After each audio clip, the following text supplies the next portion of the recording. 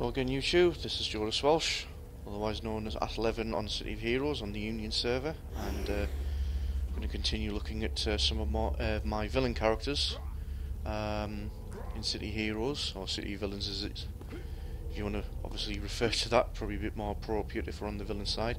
So this character we're looking at is Mudslide, who is another corruptor. Was actually a character that was originally created as a Dominator, but was remade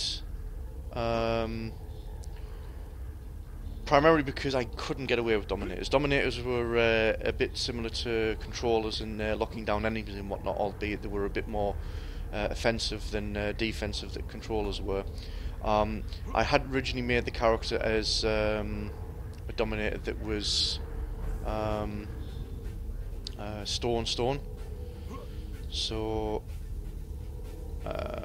that was obviously part of the concept. The idea of this character, just to explain backstory now, was he was a specific arch nemesis to Dolomite, the stone tanker that you saw earlier. I'm having to look for a way up here actually.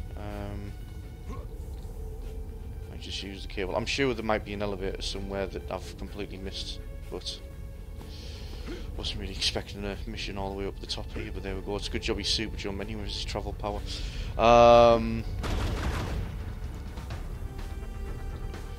Yeah, so he's an arch nemesis specifically to Dolomite. Essentially, the idea was that he got the powers through Mythic, through the same mutation that Dolomite had, but also essentially acquired more power and ability over the Earth than what Dolomite actually does. So he's a lot more dangerous and versatile in that sense. The power set I've gone for on this one, it's Water Blast, Dark Miasma. So originally it was a Dominator that was Stone, got it to 50, and then again it started alright, and then got to 50, and it was definitely a slog getting him to 50. So I knew that I wasn't going to be playing the character in a great lot, and the character was only really going to exist by virtue of essentially backstory and lore, really. So didn't really think the character was going to last. As far as like playing is concerned. So when Water Blast was announced, I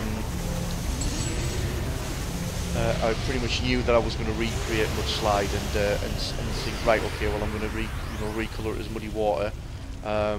Still had to decide on what was going to be a decent secondary to actually fit, and in the end went with Dark Miasma, knowing that I could recolour it and make it seem like it's essentially a lot of Earth control and whatnot, because it wasn't really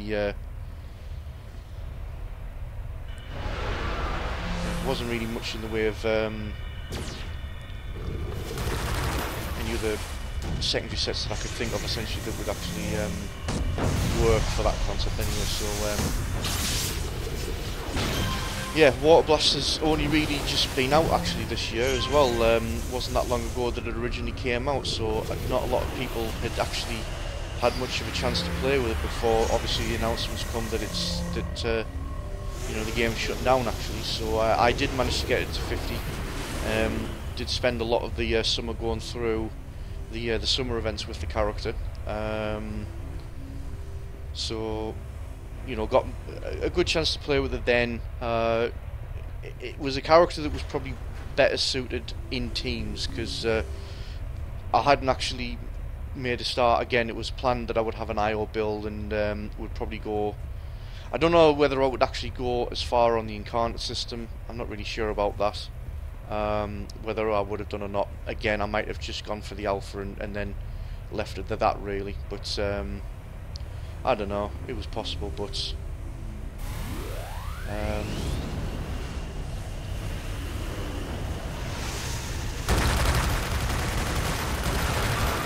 I'm not sure here. I just moved the nuke. Yeah, Water Blast had a crash as the nuke, and it was a feast to the eyes. was. I knew actually that was going to be a sickening combination of putting down Tar Patch, putting down Whirlpool, and then basically obliterating the mob with Power Geyser, which was the big nuke essentially you got there. But it was also a crashless nuke, so yes, it was. It definitely came true that you'd have the big debuff of the Tar Patch and the Whirlpool.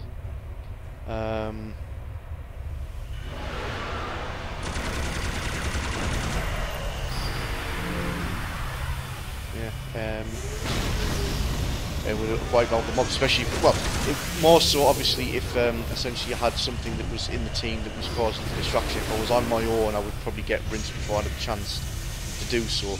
With an IO build with cap range defense, kind of like what Vanuba says build was like, then I probably would have been able to do it, you know, solo.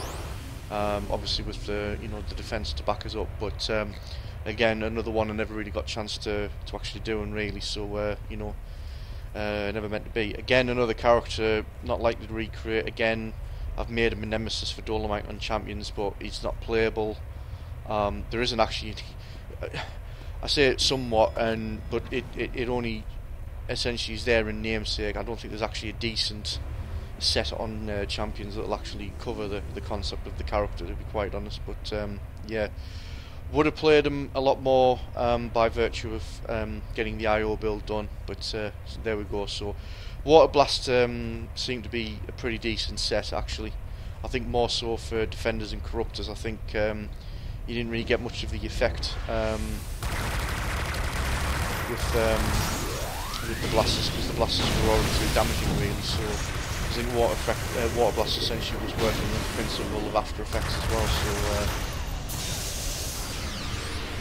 So yep, it certainly felt like a fun set to play as anyway. So a lot of the partner effects were pretty good for what was going on and whatnot. So yeah, could have played this character quite a fair bit actually if the game still survives. But there we go. I think I might use the Power Geyser for this, because we've got the bosses. So yes, indeedy. Just bring up the Dark 7. I obviously got recharge decent, because a lot of this is recharging fairly quickly.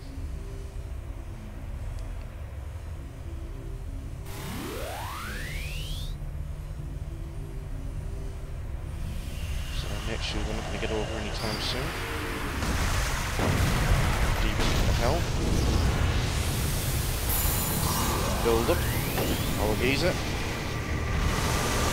Ooh. Yes, that's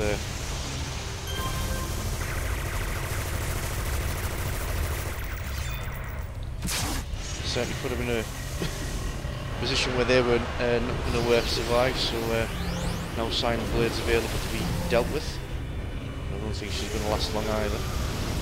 I can see it's very end heavy though, unfortunately, the build. So that would have been corrected with an IO build, and possibly even at least with the with an alpha slot as well. So boatload of badges I've just picked up. Mustn't have done tip missions with this character yet. Obviously that's how new it was. Never really got round to it. There we go. So